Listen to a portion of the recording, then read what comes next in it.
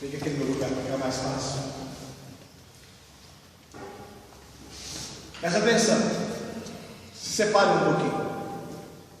Um lado representa a igreja, outro lado representa o mundo. Não importa quem é quem, só exemplo. Então, o mundo é pessoas. A igreja também é pessoas. São pessoas. Porém, pessoas espirituais e pessoas carnais. Filhos de Deus e filhos do diabo. Pessoas dominadas pelo pecado. A igreja recebeu o quê? O ministério da reconciliação. Por quê? Porque a igreja é formada por pessoas que já foram reconciliadas. Pessoas são chamadas de novas criaturas. Lembra que eu falei de semente? Então qual é a função da igreja? É gerar novas vidas para o reino de Deus. Ou seja, através da igreja, que é a palavra viva de Deus na terra. Lembra? A boa semente. A igreja se aproxima. Ela vai, se aproxima do mundo. O que acontece com as pessoas do mundo? Elas começam a vir também vem para cá, para a igreja, e se tornam uma só pessoa, um só corpo. Sabe por quê? Porque Deus amou o mundo, irmãos. Deus amou o mundo. Então quem está fora da igreja hoje só pode vir para a igreja através da ação graciosa de Deus. Só que o canal hoje para as pessoas alcançarem isso são a boa semente. Ou seja, obrigado, Deus, os filhos de Deus. Você é filho de Deus? Não se esqueça, todo aquele que vive na prática do pecado não é filho de Deus. Volta a 1 João 3.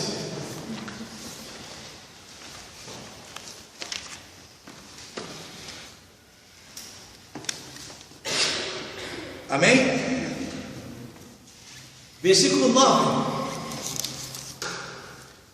Aquele que é nascido de Deus não vive na prática do pecado, porque a semente de Deus permanece.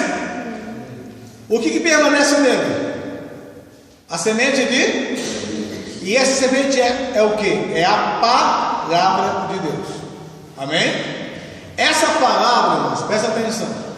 Por que uma pessoa que nasceu de Deus não vive na prática do pecado? Há a guerra, a batalha, mas não vive na prática do pecado, porque a palavra permanece. Aí entra a compreensão agora. Presta atenção, irmãos. Não há ninguém perfeito nessa terra. Todos somos imperfeitos. Só que a igreja, ela tem dentro de si a palavra de Deus. E essa palavra trabalha na igreja para que a igreja não viva na prática do pecado. Aí nós temos que entender que isso é uma renovação de nosso entendimento. Então, por exemplo, uma pessoa do mundo presa no pecado, quando alguém a ofende, quando alguém a machuca, ela vive tentando se vingar, ela vive irada, ela vive querendo matar o próximo, porque alguém a ofendeu. As pessoas que são da igreja, na hora que elas são ofendidas, a natureza humana que ainda existe em cada um de nós vai fazer o quê? Vai querer dar aquela levantada comum. É nessa hora que a igreja que tem o Espírito Santo é ajudada, aleluia, ela é auxiliada para que a força da carne não a vença. Ou seja, o Espírito Santo ajuda a gente e nos leva à palavra, de forma que a palavra diz o que é para mim? Tiago, não se põe o sol sobre a vossa ira, irai-vos, mas não pequeis. Ou seja, a palavra agora, ela chega até mim nessa ação do Espírito Santo, me dando o padrão de vida. Só que a minha humanidade vai fazer o quê? Vai brigar contra. É por isso que Paulo escreve aos Romanos 12 o quê? Não se conforme mais com esse mundo aí. Não vos conformeis com esse mundo. Esse mundo nada mais é do que o mundo do pecado, que outrora dominava a gente. Agora que nós compreendemos, Paulo diz assim, oferece os vossos corpos em sacrifício vivo, santo e agradável a Deus. Eu recebi um vídeo pouco tempo atrás, e eu quero falar desse vídeo só em parte dele, referente a sacrifício ou morte. Um vídeo sobre a agulha. Essa agulha não é agulha de costura, mas é a agulha onde os bois eram colocados para ser levados a matadouro. Então, a agulha no local estreito, lá na frente tem um local onde os bois irão morrer, tem uma porta e entra um boi de cada vez.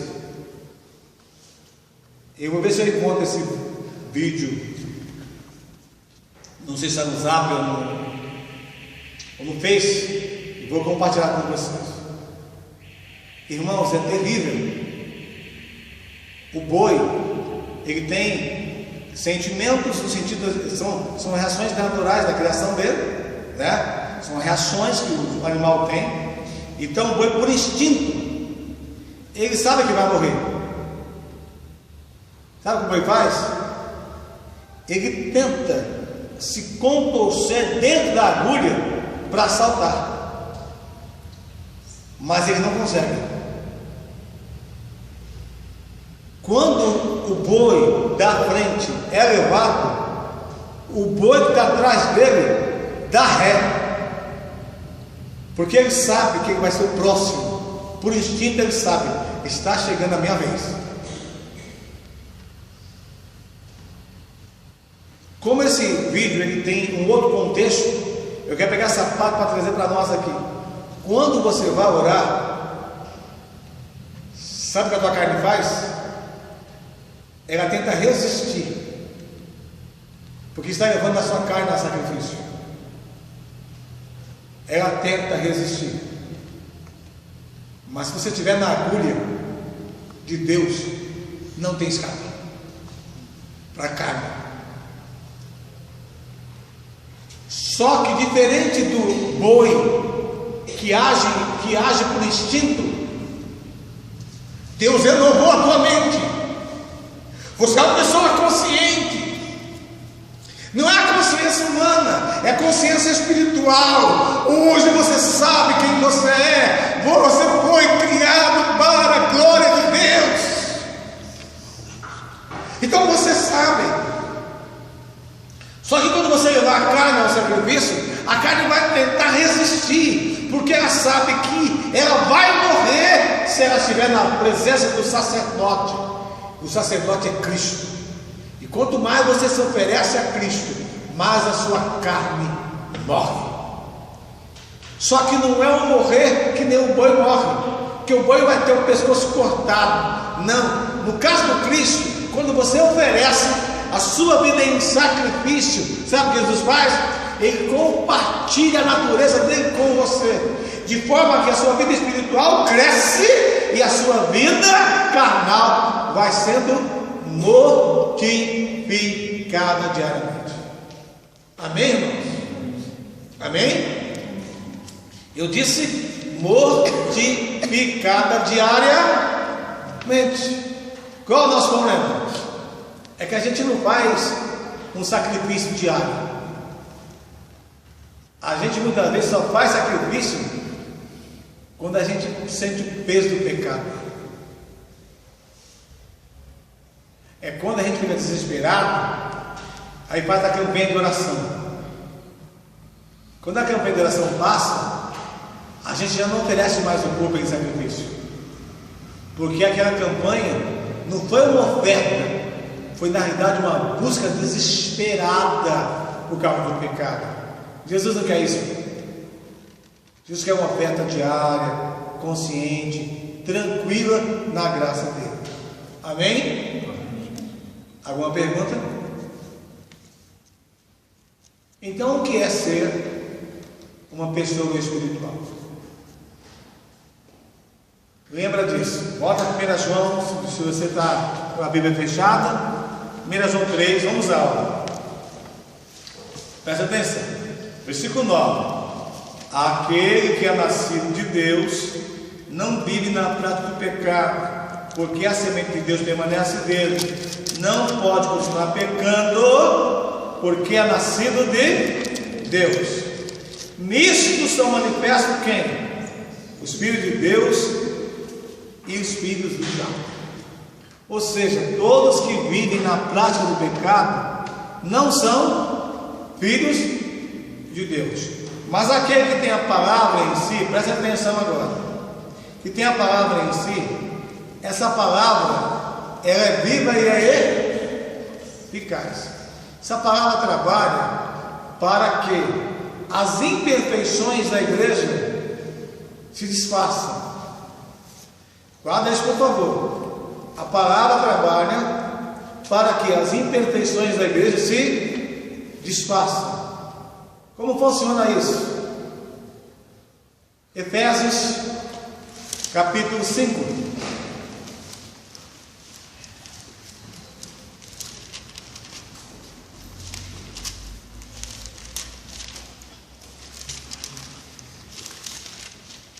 Efésios 5.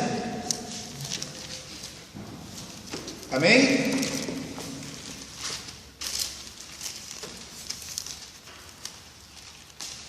Já estamos chegando ao final do tempo de hoje, mas como que alguns dias fora, ficava alguns minutinhos. Estou brincando, então vamos trabalhar com sabedoria por causa do tempo.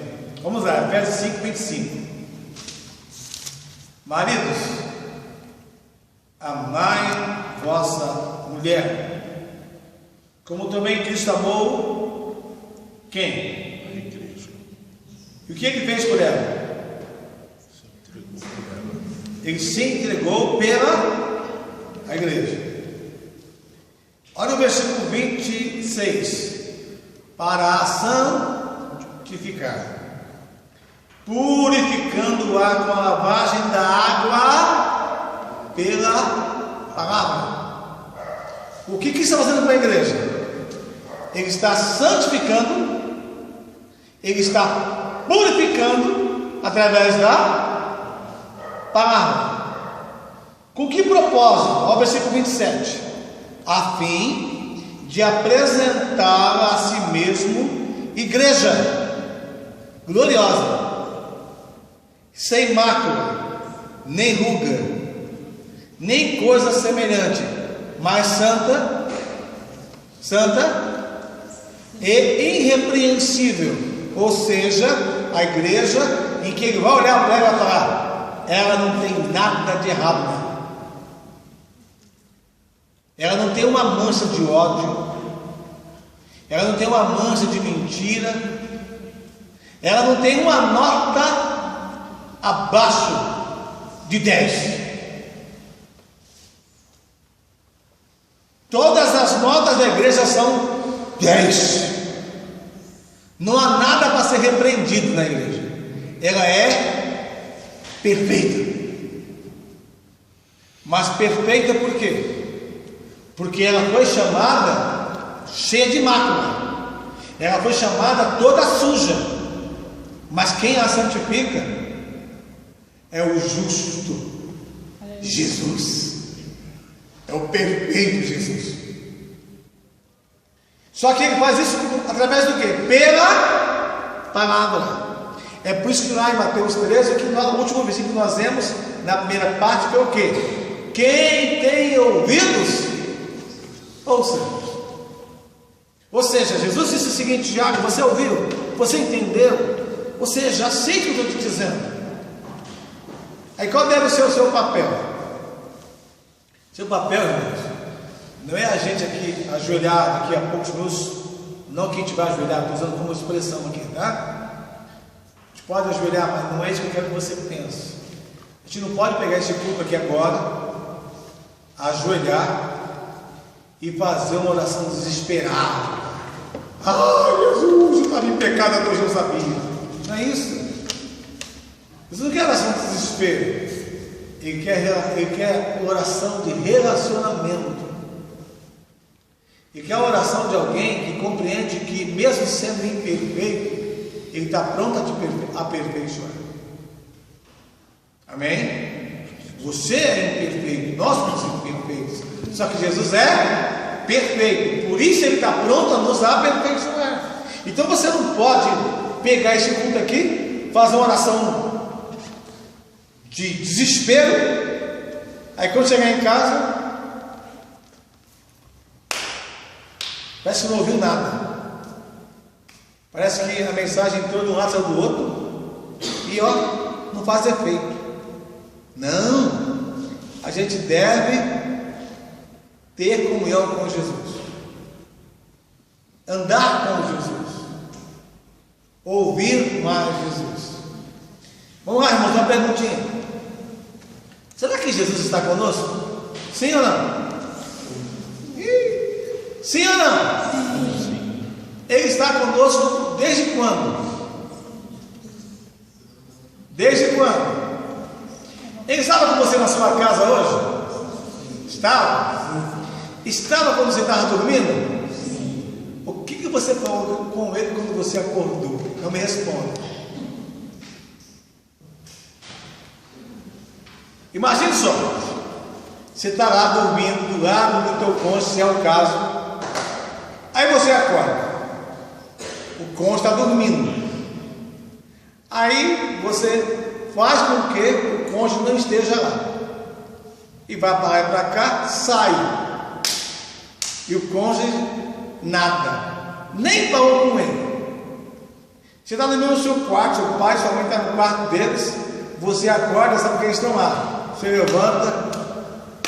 Se acordarem todos no mesmo horário, passam do lado do outro, nem bom dia.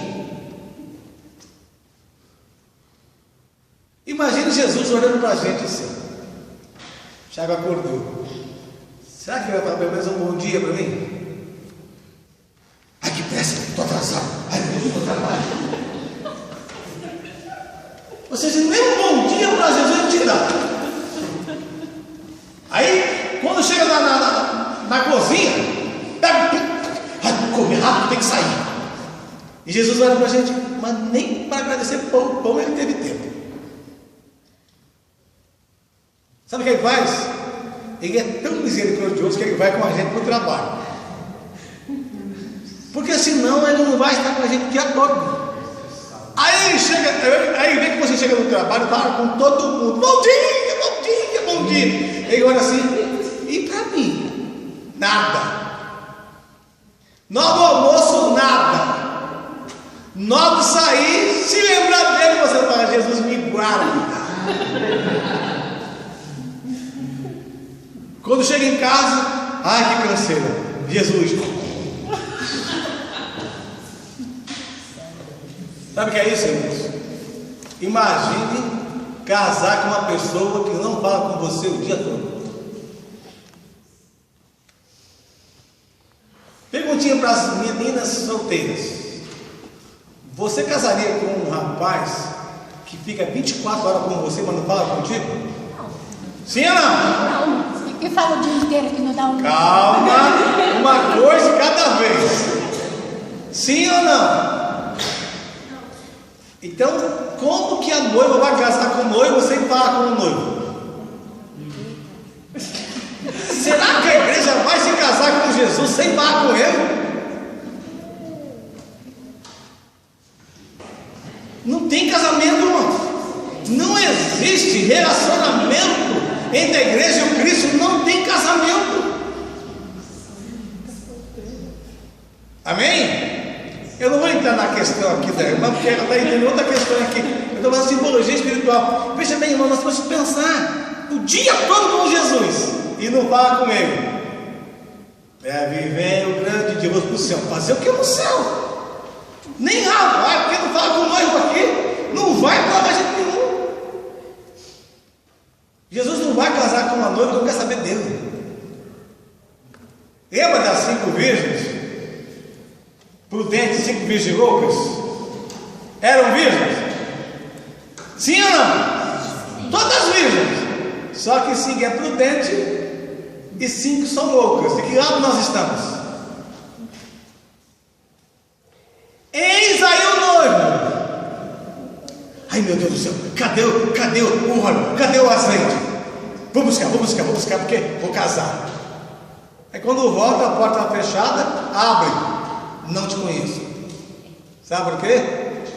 Deixou para tentar falar com Jesus depois que a porta se fechou. Que o Senhor abençoe vocês. Que o Senhor nos abençoe. E que a gente pense um pouco mais sobre o que é ser espiritual. Pois afinal de contas, ser espiritual é ser governado pela palavra e pensar como Cristo pensa. Deus abençoe. Hora da oferta.